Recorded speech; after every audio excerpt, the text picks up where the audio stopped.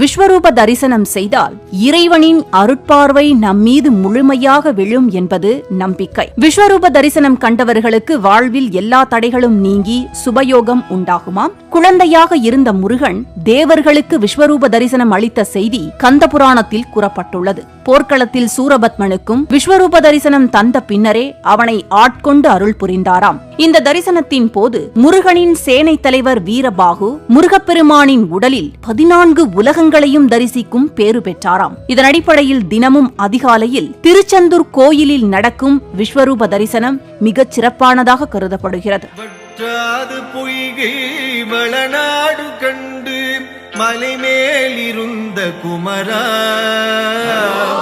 குற்றார் எனக்கு ஒரு பேரும் இல்லை உமையாள்தனுக்கு மகனே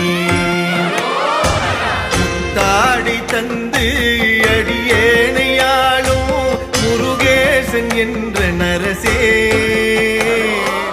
For more information, watch the full video, link in description.